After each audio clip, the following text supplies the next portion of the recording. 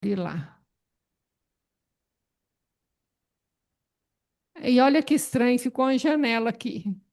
Ah, tá. Então, vamos começar. Então, a gente está no último texto da Joana, do capítulo 7, binônimo saúde e doença. E aí, gente, a Joana veio colocando para nós que a saúde ela está relacionada com o comportamento moral, a hereditariedade, negligências e abusos da vida atual, desequilíbrio mental, emocional, fisiológico, envelhecimento, isso tudo ela veio tratando. E agora ela vai falar da questão principalmente emocional. Aí ela vai entrar na questão da família, tá? Por isso que a gente vai. Agora entrou família. Não, ela está falando dessas dores morais, nossa, que tem a ver com ter ou não ter saúde. Né?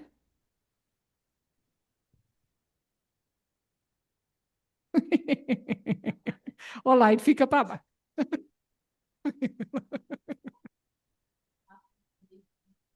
Meu amor, isso aqui acontece aqui e eu nem sei o motivo. Do mesmo jeito que eu não sei o motivo por que esse trem está aparecendo aqui. Também não sei, tá? Do mesmo jeito que tem hora que aparece legenda, eu também não sei por quê. Então vamos. Em, gente, página 186. Em razão da interioridade das experiências humanas e de relacionamento, nasce-se o clã familiar. Renasce Renasce-se o clã familiar, no clã. no clã, o qual se encontram geneticamente os elementos básicos propiciatórios ao programa de elevação moral e espiritual, em vez de naqueles que se gostaria de viver. Então, Joana está falando que a gente escolhe a família e levando em conta também a parte genética. Então, se você herdou alguma característica, não foi por acaso, né, gente? Que a gente renasce no clã que encontra os elementos que eu preciso geneticamente para o programa de elevação. Vão entender o propósito, né? Propósito não é o propósito nosso de encarnado, é segundo a visão espiritual, o que eu quero com a vida na carne é essa elevação, e não na família que eu gostaria de nascer, né? E isso ficou mais complicado hoje em dia porque ninguém quer ter filho. Então, também existe a opção do espírito provocar mutação. Não sei se vocês já ouviram falar disso. Porque ninguém na família tem aquela doença. O espírito nasce, provoca mutação, a partir dali aparece aquela doença. É uma mutação que aconteceu com ele. Né? Aqui, Jona está falando da gente escolher a família, né? Conforme os elementos genéticos que a gente precisa. Mas hoje em dia está cada dia mais difícil escolher a família, porque quase ninguém quer ter filho. Né? Mas existe a possibilidade do espírito provocar a mutação no gene que ele recebeu da mãe ou do pai. Tá? A partir de um certo momento aparece uma doença genética que é provocada por ele. Uai, tá difícil de escolher onde nascer, viu, gente? Falo isso para você. Se for escolher um lar cristão equilibrado, tá difícil. Hum. Equilibrado, então, Nesse grupo doméstico, é muito comum encontrar-se também os familiares inamistosos de ontem que voltam a reunir-se a fim de organizar-se, reorganizar-se, trabalhando as imperfeições, retificando a direção dos sentimentos vis de outrora, através da fraternidade, do respeito que deve viger entre todos. o que que ela quer dizer que volta a reunir-se? Não é reencontrar? Reencontro, quer dizer que a Reen- gente já viveu nessa mesma família. É isso que a gente fala que a gente fica andando em círculo, gente. A gente um dia bate, outro dia apanha. Um dia bate, outro dia apanha. Então, você vai assim na vida. Você quer sempre ter razão, né? E aí fica esse ciclo vicioso na família, né? Então, olha para você ver. Eu renasço entre familiares que não são simpáticos, afins comigo, porque eu criei. problema com ele, agora eu tenho que nascer junto para resolver. A intenção é criar laços de amor aonde existe inamizade. E olha lá, aí eles são inamistosos, não é a primeira vez que eu reencarno com ele, volta a se reunir para reorganizar, para trabalhar as imperfeições, para retificar o sentimento. Vis de outrora. Então, não é a primeira vez. A gente geralmente reencarna naquele grupo, não é nossa família espiritual, mas por quê? Porque a gente está vinculada. O ódio, a raiva vincula. O que liberta é o amor. E a gente não consegue entender isso. A gente está amarrado um ao outro. Só vai libertar a hora que surgiu o amor. Então, olha lá, retificando sentimentos através da fraternidade e do respeito que deve vigir entre todos. Qual que é o projeto da espiritualidade? Vão começar de novo, vocês estão amarrados uns aos outros pelo vínculo de raiva, de ódio, de inimizade, de inamistosos, é tudo isso. Então, acaba atraindo um ao outro. E esse vínculo tem que ser diluindo, sendo desfeito. Só que, normalmente, nem sempre a gente aproveita a oportunidade, né? E acaba alimentando aquele vindo várias vidas naquele mesmo núcleo, que a gente está emaranhado nele. É isso que é o problema. Entendeu, gente? Emmanuel fala a mesma coisa, olha só. Vida e sexo. Capítulo 4. Ambiente doméstico. Frequentemente, o espírito renasce no mesmo meio em que já viveu, estabelecendo de novo relações com as mesmas pessoas, a fim de reparar o mal que lhes haja feito. Entendeu, gente? Eu me sinto um peixe fora d'água. Possivelmente seja, mas se é fora d'água porque você criou vínculos de ódio entre as pessoas daquela família. Isso é que está o problema. Não, no meio que já viveu, para estabelecer de novo. Vamos começar de novo? Um outro tempo, uma outra cultura, uma outra educação. Vamos começar do zero? Vamos começar do zero. Vocês vão enfrentar problemas no mundo juntos. Isso deveria facilitar a união nossa. Não aconteceu no Brasil, né? Que era de se esperar quando a gente tem um inimigo em comum, a gente se une. O que aconteceu com a Covid? Quase mataram um com o outro por causa da Covid. Em vez de se unir, o país está enfrentando uma crise. Unamos-nos e enfrentamos a Covid? Não. Mas o correto é isso. E é esse o projeto da família.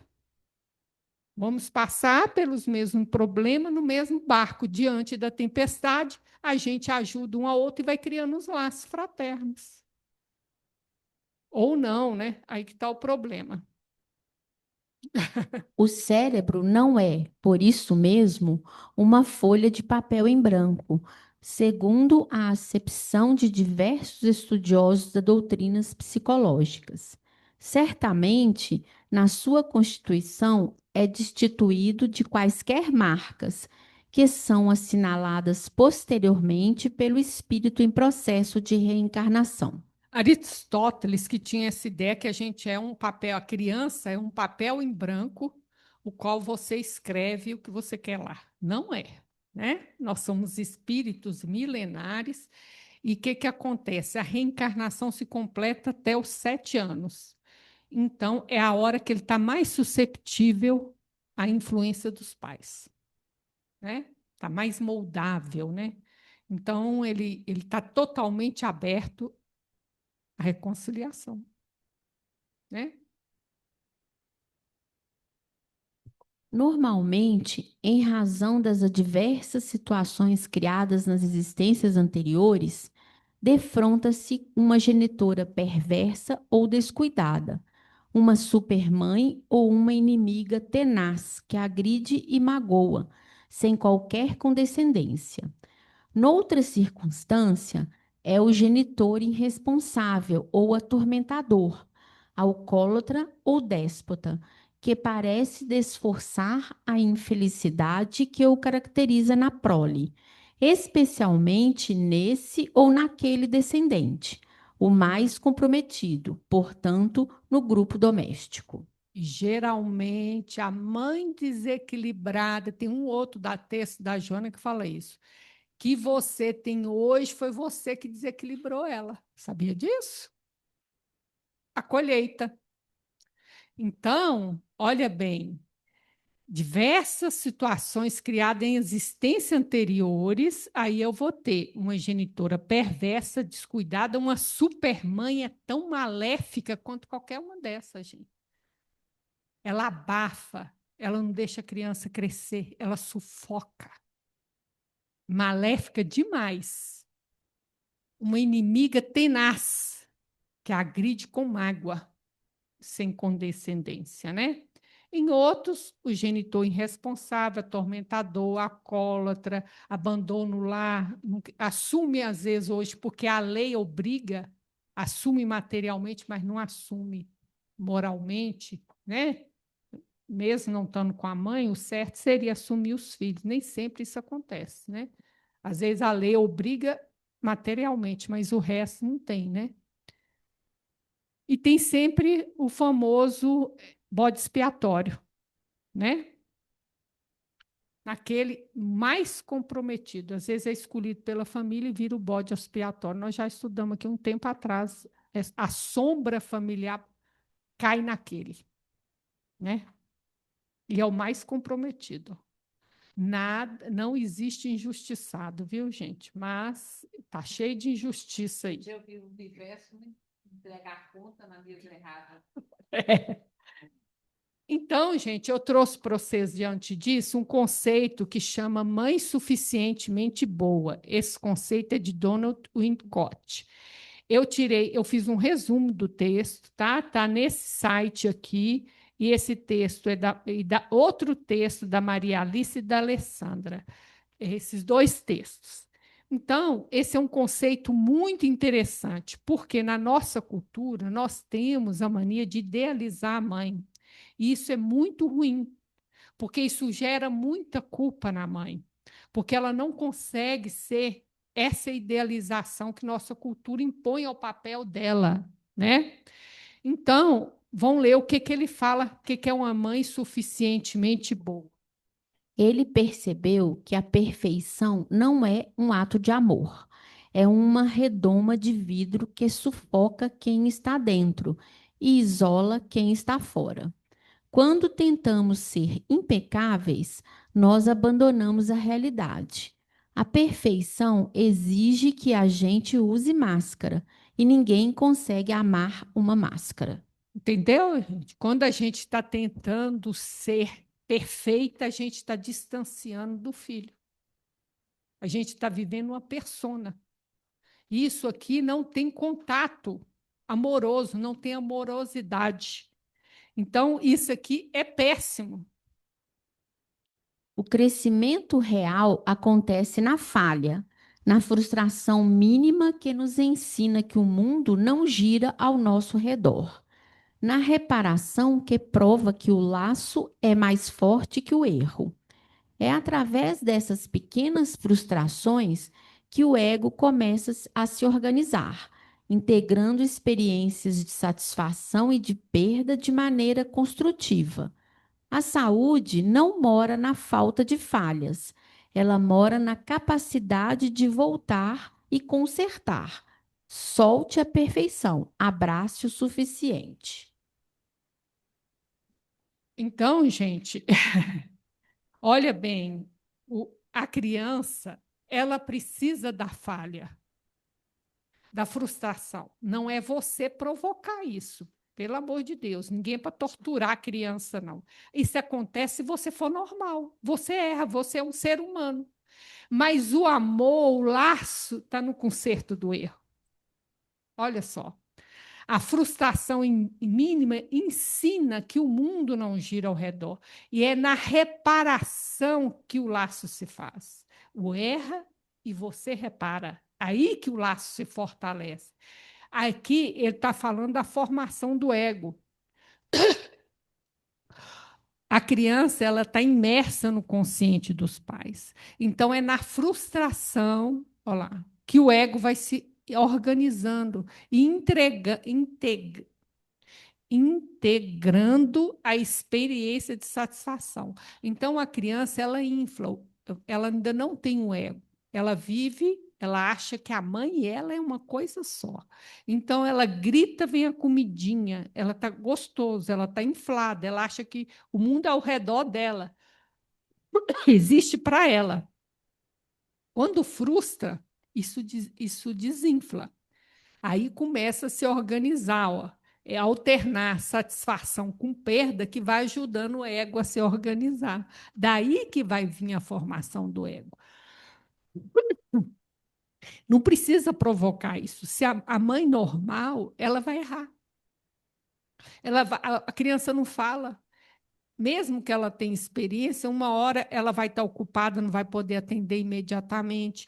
Uma hora ela vai achar que é uma coisa e a criança está querendo outra. E isso, essas pequenas frustrações é que faz formar o ego. Isso é necessário, né? Mas não precisa provocar. Mais uma vez, a vida normal do trato com a criança, isso aqui vai acontecer. Então, a saúde não mora na falta de falhas, ela mora na capacidade de voltar e consertar.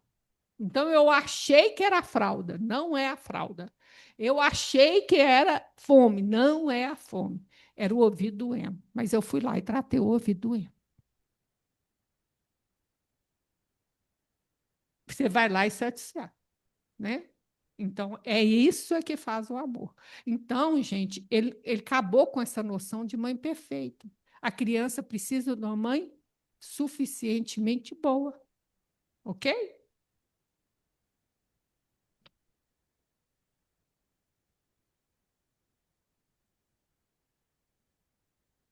Ai, não.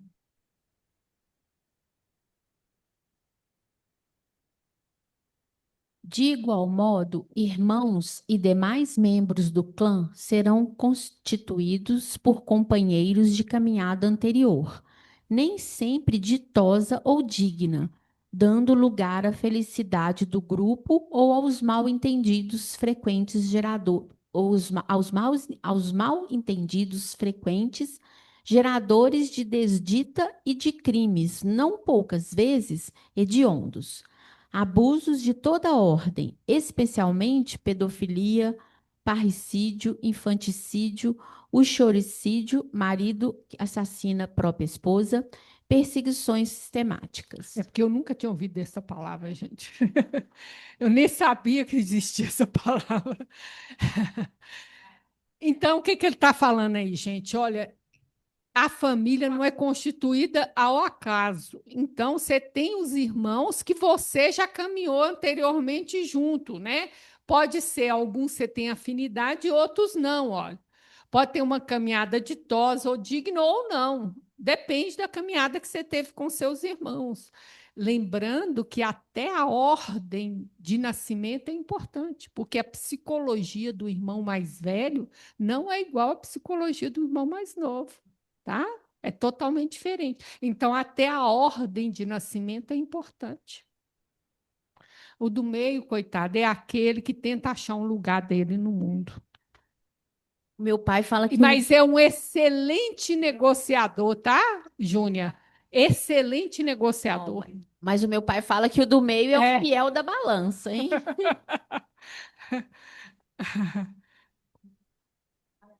Ah, é o denguinho, né? Eu sei que é o denguinho, né? É o denguinho de mamãe. É o denguinho de mamãe. É. Não vou poder ter mais nenê, esse é o último. Ah, pois é. Por essa razão, E ó, o mais velho. É porque é a hora que os pais querem ser perfeitos. É o primeiro. Aí chega o segundo, ele não dá conta de ser perfeito com os dois, né? No terceiro, é chuta o balde e vira uma baderna. por essa razão, existem as famílias que se vinculam pelos laços espirituais e aqueles que resultam dos fenômenos biológicos, portanto consanguíneas. Em ambas se apresentam os sucessos necessários aos impositivos da evolução. Ok, gente? Então a gente tem uma família espiritual e muitas vezes a gente renasce em uma que é consanguínea só. Não é a sua espiritual. Mas por quê? Que você está amarrada lá por laço de ódio. Que amarra, aprisiona, gente. Tem que desfazer para você voltar para sua família espiritual, né? E às vezes a família toda espiritual recebe um que não é. Não necessariamente por, mas às vezes, vamos dizer, por laços de fraternidade. Não necessariamente tem a ver com dívida, né? O Evangelho. Ângela? É, muitas vezes a pessoa fala, eu não tenho nada a ver com essa família, eu estou no lugar errado, essa família não me pertence. A gente escuta muito isso, né? Que é aquele que está ali, que acha que está no lugar errado, que ali não é o lugar dele, que ele não devia ter O nascido ali. problema é que ele tá, não, aquela família não é a dele, mas ele está no lugar certo. Ele está no lugar certo, foi ele que escolheu, né? A nascer ali. Exatamente. Ele não está É. lá por acaso, não. Não, ele está lá porque ele tem um A compromisso cegonha não ali. errou o endereço, não. Não, de jeito nenhum. Capítulo 14. Há, pois, duas espécies de famílias: as famílias pelos laços espirituais e as famílias pelos laços corporais. Duráveis, as primeiras se fortalecem pela purificação e se perpetuam no mundo dos espíritos, através de várias migrações da alma. As segundas, frágeis como a matéria, se extinguem com o tempo e muitas vezes se dissolvem moralmente, já na existência atual. Tudo depende do que foi construído ali para você romper com essa família e voltar para a sua original, né, gente? Tudo depende. Cada caso é um caso, tá? Mas tem a família espiritual todos nós temos uma família espiritual, né? Às vezes a gente se desgarra e é aquilo. Quando você se desgarra do grupo, você está assumindo a responsabilidade vamos dizer, de peregrinar sozinho, aonde tu ficou agarrado, né? Então é isso. Quando se está consciente dessa A realidade, realidade familiar que você nasceu, é disso que ela está falando. quando se está consciente dessa realidade, descobre-se que a saúde é um talento precioso que o Senhor da vida oferece ao espírito reencarnado e cuja aplicação lhe será cobrada posteriormente. Aquele que desperdiça a excelente oportunidade de um corpo harmônico, de um conjunto emocional e psíquico lúcido, sem as inquietadoras constrições expiatórias ou provacionais, é semelhante a um servo mau, negligente, que enterrou o talento, sendo mesmo um pouco mais irresponsável porque ele desperdiçou o valor, aplicando negativamente. Ela voltou para a parábola, né, gente, dos talentos. Então, veja bem, olha para você ver. Se você tem um corpo harmônico, nasceu numa família, né, normal, sem grandes, né, harmônica, sem grandes, uma dinâmica muito desequilibrada, né? Olha só, sem inquietações expiratórias ou provacionais muito grandes. Oi, gente, você tá com um tesouro na mão, né? Tá muito no lucro. E aí você desperdiça tudo isso, né? É o que ela está falando. Isso aqui é um talento precioso. Depois você vai ter que dar do seu uso do talento, né?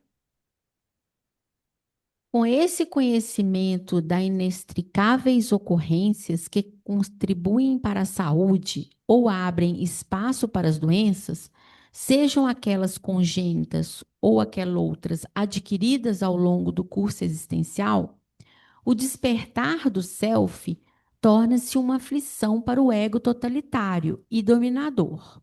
No entanto, Na segunda fase da vida, quando a maturidade ocorre e o indivíduo já se encontra em estágio definido de extroversão ou introversão, impõe-se-lhe o discernimento que o convida à reflexão em torno da sua realidade em relação ao transitório da existência. Então, vou entender do que Joana está falando, tá, gente? Joana está falando da questão da crise da meia-idade.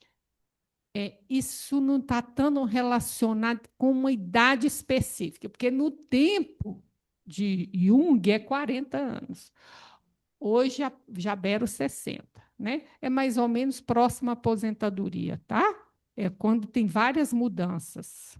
Então, não vamos pensar na questão cronológica. Espelhos da Alma, capítulo 9. Ao chegar à vida adulta, nos pautamos na vida exterior, inseguros de nós mesmos, preocupados em construir uma persona sólida para que seja aceita e valorizada pelo mundo. A busca de inserção e adaptação não é um problema em si, mas, dependendo de como vivemos esse processo, passamos a acreditar que isso é a vida e que o mundo externo é tudo, abandonado no mundo interior. Então, todos nós, gente, chegamos à vida adulta. O que a gente tem que fazer? O que a vida chama a gente a fazer? O que vocês fizeram? Hã? Mas vocês são cara de pau mesmo, porque ninguém fez nada disso quando chegou à vida adulta. Quando vocês chegaram à vida adulta, o que vocês fizeram? Saindo da adolescência. Casou, foi procurar um emprego. Olha aqui. A vida exterior. É a hora de você procurar um emprego, procurar um marido, fazer filho. Exatamente. Ninguém está pensando em autoconhecimento, coisa nenhuma.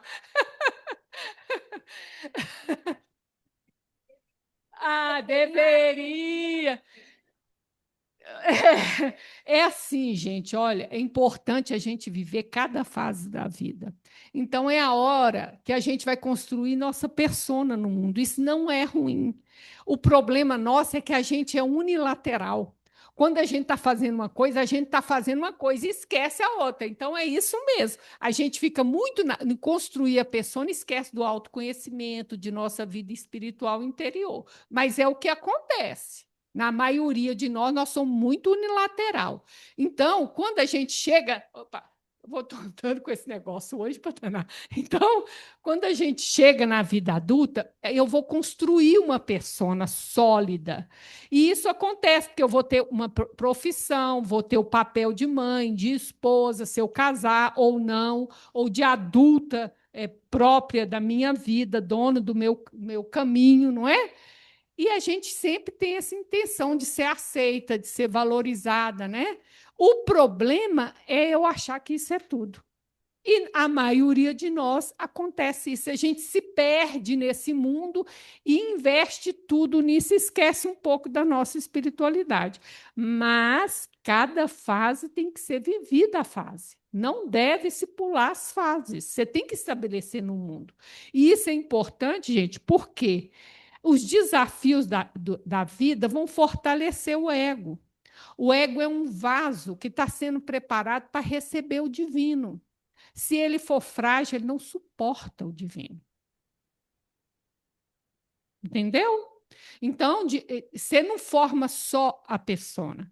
Para isso tudo, você enfrenta milhares de situações de desafio que você desenvolve potencialidade. Você pegar você, adolescente, para você com 35 anos, olha quanta coisa mudou, quanta coisa você aprendeu, não é? É isso. Vamos lá. Stein explica que, embora o inconsciente compense a consciência do ego ao longo da existência toda, na segunda fase da vida, o si mesmo, enquanto força propulsora, exigirá a unificação da personalidade total. Em termos teóricos, a primeira fase da vida é tarefa do ego, num esforço de separação e adaptação, construindo seu lugar no mundo. Então, o nosso inconsciente ele está sempre compensando a nossa unilateralidade, ou seja, eu estou vivendo muito no mundo exterior. O inconsciente vai compensando isso. Porém, quando chega na segunda fase da vida, que é esse momento de muita mudança também, porque fora mesmo, é muito momento. É a hora que você vai se aposentar, é a hora que os filhos saem de casa, né? Então, o seu papel de mãe muda.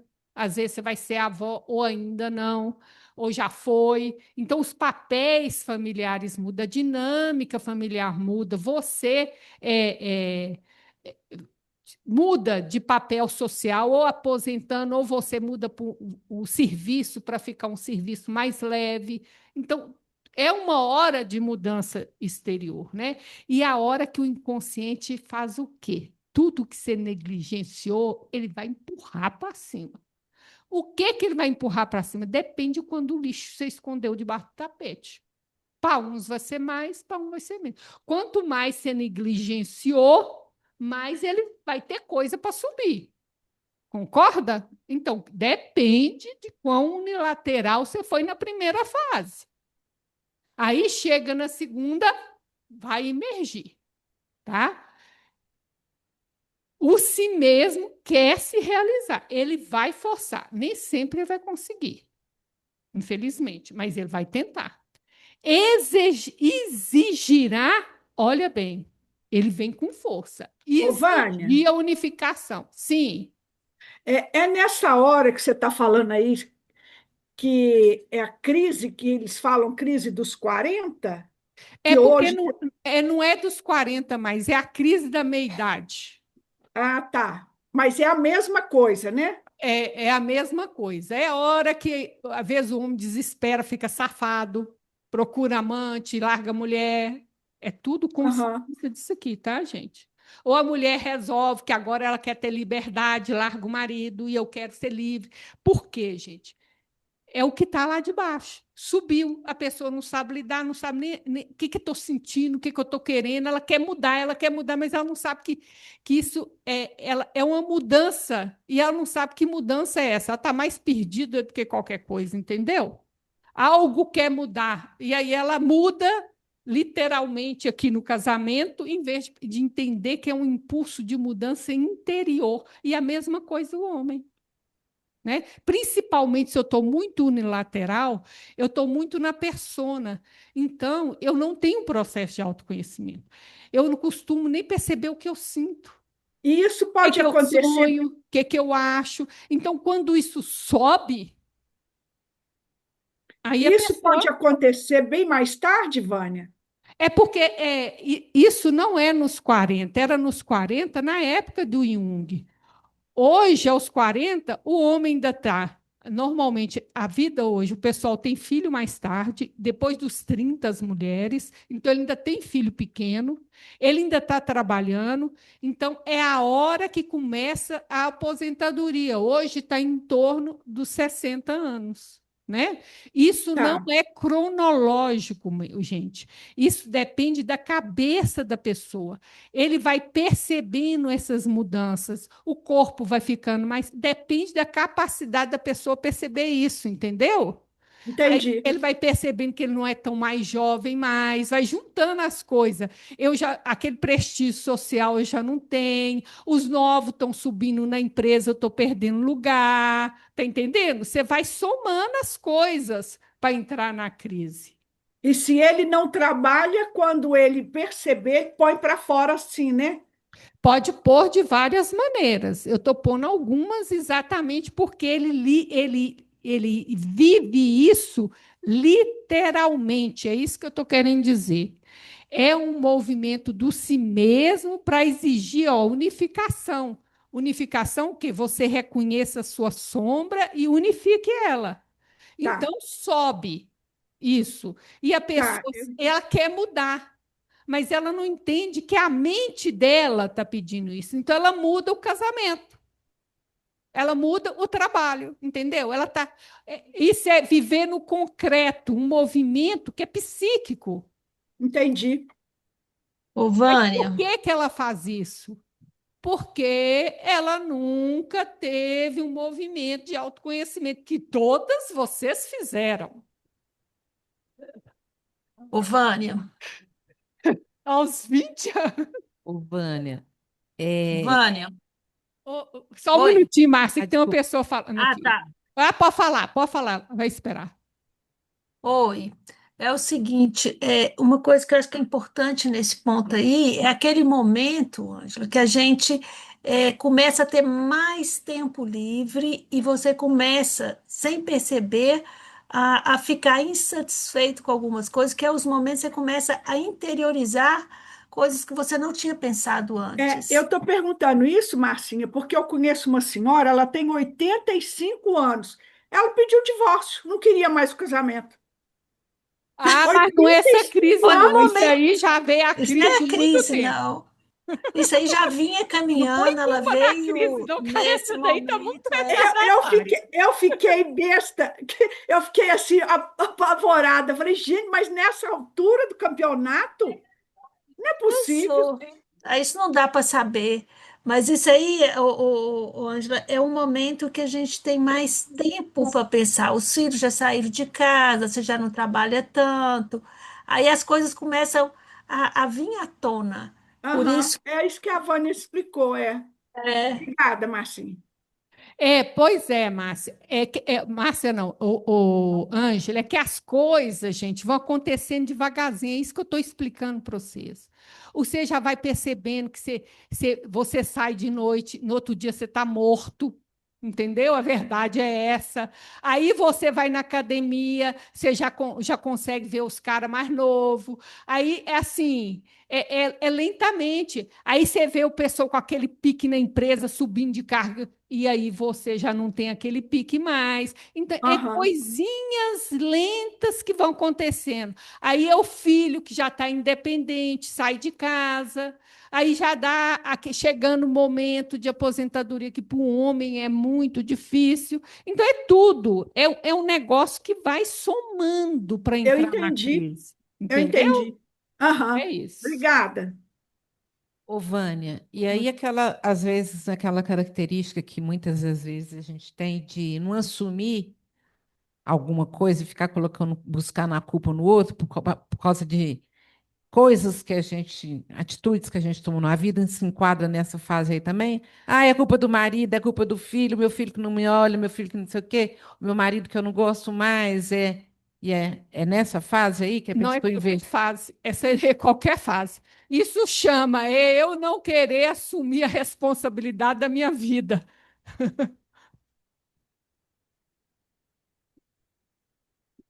De gênero que o homem vier viado? Você está querendo falar?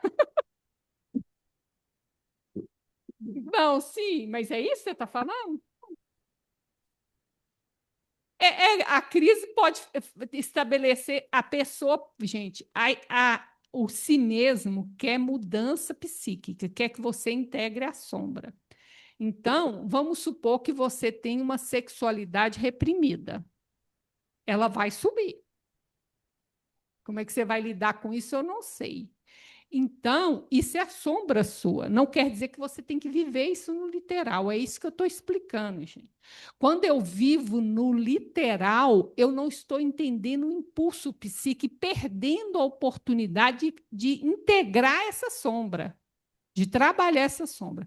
Isso que a Valquíria está falando é importante, gente, que a gente faz isso a vida inteira. Isso que ela está falando. É não assumir a responsabilidade da minha vida. Tudo que acontece é porque o outro falou, é porque o governo não deu, é porque fulano falou alto, é porque ciclano é sem educação. Então, todo mundo tem que mudar, menos eu. Então, isso não tem nada a ver com a crise da meia-idade. Isso tem a ver com você não assumir a responsabilidade pela sua vida. Isso é infantilidade. Você está delegando para o outro a mudança que você tem que fazer. Então, o outro me incomodou, o problema não é o outro, é eu me sentir incomodada com o que o outro falou. Mas eu não quero ver assim. É mais fácil eu falar que o outro tem que mudar.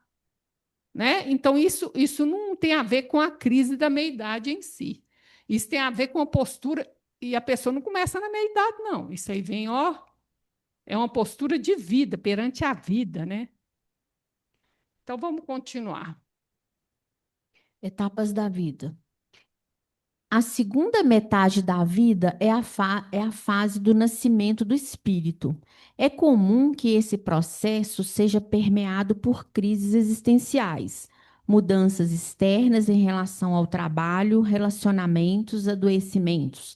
Porém, são as mudanças internas do fundo da alma as mais fortes. Então, a gente tem que entender. Tudo vai depender do quão unilateral foi a pessoa. Quanto mais a pessoa foi integrando as partes dela ao longo da vida, essa crise vai ser mais atênue. Então, vou supor, que é o que a Joana vai citar no texto. Eu sou uma pessoa introvertida. Se eu vivi a minha vida toda na introversão, quando chega nessa fase, eu vou ser extrovertida. Aí eu fiquei velha, eu quero viajar, não quero ficar dentro de casa, eu quero ir para balada, eu quero, entendeu? Essas velho quer sair, quer não sei o quê, a vida inteira ficou introvertida. Ou então o contrário, foi extrovertida a vida inteira. Agora eu quero sossegar, eu quero ficar dentro de casa, não quero mais sair. Aí, entendeu, gente? É o exemplo que a Joana vai dar aí. Aí é o oposto que sobe, porque estava na sombra. Adorei as velhas. As velhas que vão para balada, adorei. Ai, ai, é difícil demais. E tem as doidas para ir para o carnaval que fica postando vídeo. Olha os obsessores no carnaval. Olha os obsessores no carnaval. Adorei. Essas crises marcam a metanoia, que é um processo característico da individuação. A metanoia não trata de uma conversão ao seu contrário, mas de uma conservação de antigos valores, acrescidos de um reconhecimento do seu contrário. A metanoia, portanto, oferece oportunidade de integração dos opostos, visto que leva em consideração os valores éticos e a totalidade do espírito. Nesse panorama mais favorável, o indivíduo está mais inclinado a renunciar à materialidade para a sua dimensão interna tenha mais espaço. Essa disposição para a mudança de perspectiva pode acarretar mudanças profundas, que serão sentidas na forma de pensar, sentir e agir diante do mundo. Metanoia, gente, é uma expansão de mente. É a oportunidade que a gente tem, né? Então, é por isso que você tem que viver cada fase, porque você vai aproveitar mais essa fase da meia-idade para poder aprofundar mais na sua individuação, porque tudo vai estar favorecendo quando você chegar aqui. Então, o que, que ela fala? Não é uma conversão ao contrário. Você vai continuar com os mesmos valores, só que o contrário vai surgir. Então, por quê? Isso é a sombra, né? O oposto daquilo que eu valorizo e que eu tenho em mim vai surgir para mim trabalhar e integrar. A intenção é essa, é o si mesmo querendo se realizar. Para ele realizar, gente, a gente precisa trabalhar a sombra, porque é a sombra que impede. Então, todo esse trabalho aqui visa, olha bem, a totalidade. Não é você se tornar melhor, é você se tornar mais inteiro. É essa que é a questão. Aí, o que, que acontece? Nessa fase, olha, a gente está mais inclinado a renunciar à materialidade, porque exatamente você já conquistou o lugar na vida, já fez o que fez, já conquistou, já criou família, se criou, não criou, ali já definiu. Essa parte externa já definiu, né? E aí você tem um espaço para a dimensão interna.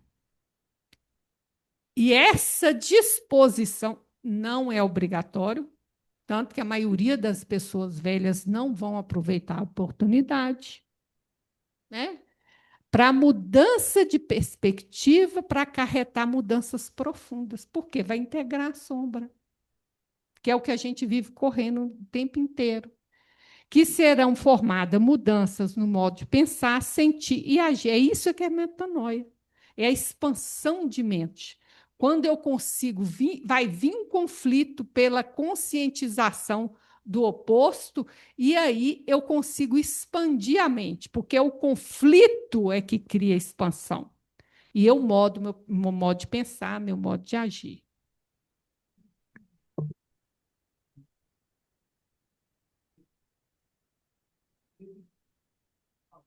O pessoal está indicando um filme, meu nome é Julieta. A Guineta. Eu não conheço, não, gente. Dizer que mostra isso aqui. Eu assisti, é muito engraçado ele. Legal demais. Aconselho a assistir.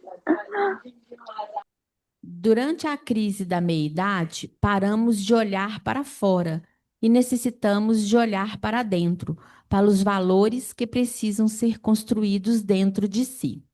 O externo já foi conquistado e agora é o momento de relativizar a personalidade, que se até então é a realidade da personalidade transitória. E é aí que o espírito vai mostrar a que veio na Terra. Esse é o verdadeiro nascimento psíquico do espírito. Ou seja, é o nascimento do self, gente. É a oportunidade que a gente tem. O espírito é o self. É a oportunidade que a gente tem. Tudo contribui, a natureza, as fases anteriores de vida, você veio vivendo para chegar nisso. Mas é uma oportunidade, você pode aproveitar ou não, né? É o momento de relativizar a persona. Então vamos tentar recordar. Como é que a persona se forma? Então vou mudar. Como é que a sombra forma? Porque você nega em você. Através da oposição do que eu pus na persona.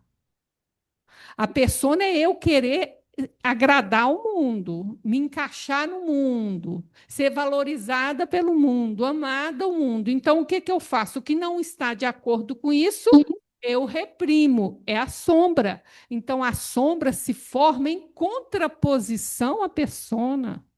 Nossa, isso foi bom. Entendeu? Então, eu estou num ambiente onde a intelectualidade é o mais valorizado. Eu sou uma pessoa de poesia, eu sou uma pessoa sensível, de música, mas a minha família é intelectual. Eu posso reprimir isso e desenvolver o meu intelecto. Essa é a minha sombra. Não é só coisa ruim, não, gente. Aquele ambiente favoreceu o que era valorizado. Então, se eu falava de uma música, não fazia sucesso. Ninguém está interessado. Mas se eu conseguia fazer uma conta de cabeça, eu era aplaudido. Eu, naturalmente, vou formando a pessoa desde pequenininho. Você não forma a pessoa depois de velho. Ela vai se atualizando. Cada dia, vamos dizer, ambiente que você entra, você vai formando essa pessoa. E aquilo que você teve que reprimir, que é seu, formou a persona. A persona não, a sombra. E é isso que você vai ter que se ver agora. É isso que você vai ter que se entrar em contato. Olá, por isso você vai revisar a persona, a personalidade. Você vai entender que você não, a sua verdadeira personalidade não é a persona. Entendeu?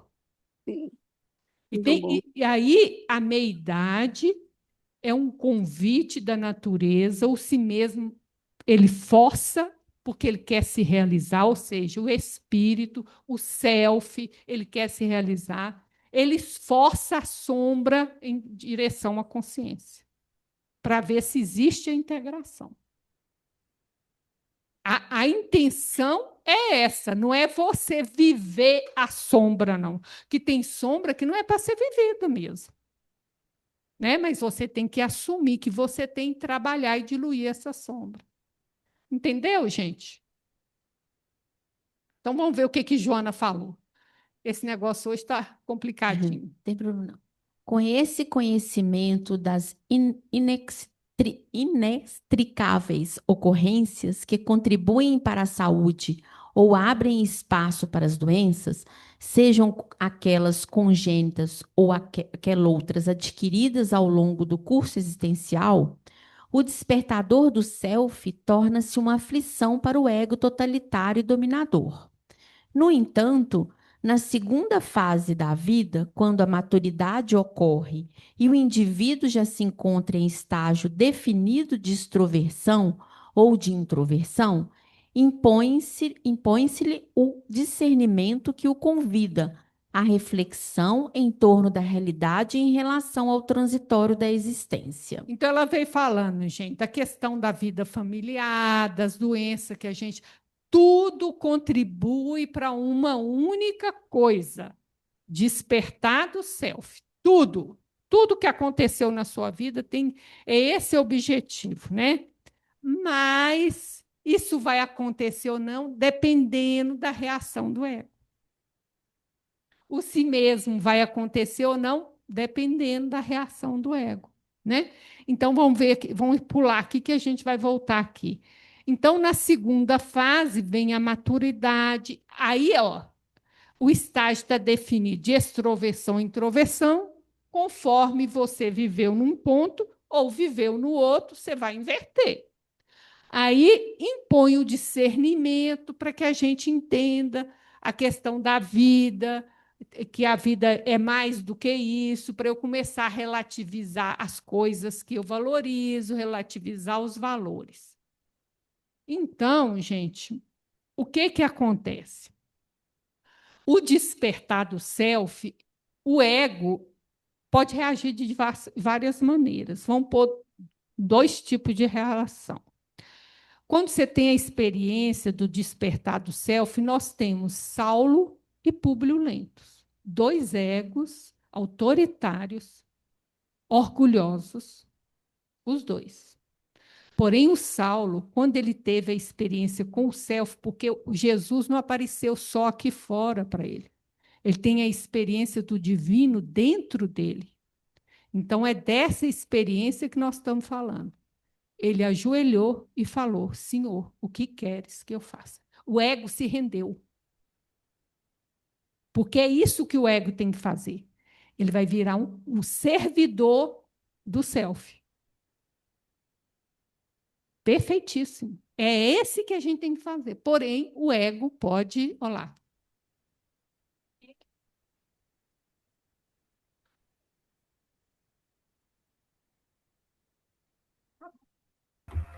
Ô, Vânia, Oi. quando você se rende ao externo, é porque o interno também já se rendeu, né? É isso que você quer dizer? Lá no livro A Quem Além do Tempo, não é o Gilson, é o Gelson. O Gelson escreve um capítulo inteiro sobre essa passagem. Então, para o Saulo se transformar, a gente vai ver que ele teve experiência do divino dentro dele também. E a gente vê isso, ele já integrando a sombra dele no caminho para Damasco. O Emmanuel vai descrever o interno de Saulo, se vocês forem ler o capítulo. Ele já está fazendo o conhecimento, o questionamento, a integração da sombra, questionando os valores dele. Então, ele vai ter experiência com o self dentro dele. E isso é que transforma a gente. É uma experiência que pode ser traduzida em experiência com um amor imerecido. Logo, enquanto você estiver achando que você merece, não vai ter. Porque o ego está no domínio. E aí nós vamos chegar no outro. Entendeu, gente, a questão do Saulo? Então, o Saulo, eles partiram da mesma posição. Quando a gente chega no Públio, o que acontece? Ele também se rende, ele ajoelha. Mas o ego dominador não aceita. Não aceita. Ele não cede lugar. Ele nega totalmente até a ação de Jesus na filha dele. E aí que vem o alerta que tinha feito com ele. colheita vai vir. Porque vai ter que ser pela dor. Né? E foi isso que aconteceu com ele. Com a dor, ele consegue quebrar esse ego e, no final do livro, ele começa a se transformar pela ação desse divino. Mas o ego, infelizmente, ele tem que se render. Então, só dar uma olhadinha onde é que nós estamos ficando aqui. Não está funcionando isso aqui. Então, vamos ver aqui onde é que nós estamos ficando.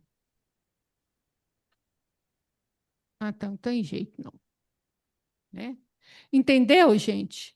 Então, a crise da meia-idade, a vida inteira nossa, ela é para favorecer esse encontro com o self, né? Com o divino, com esse espírito, essa consciência espiritual se formar, de eu transcender essa materialidade, perceber que eu sou além da matéria, mas como experiência, tá?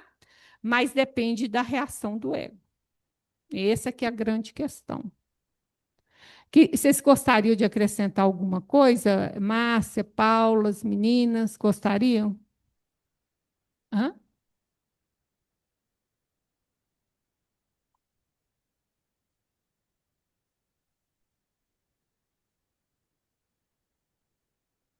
Eu não gravei? Eu acho que eu não gravei, será? Tá bom. Não, pode ser.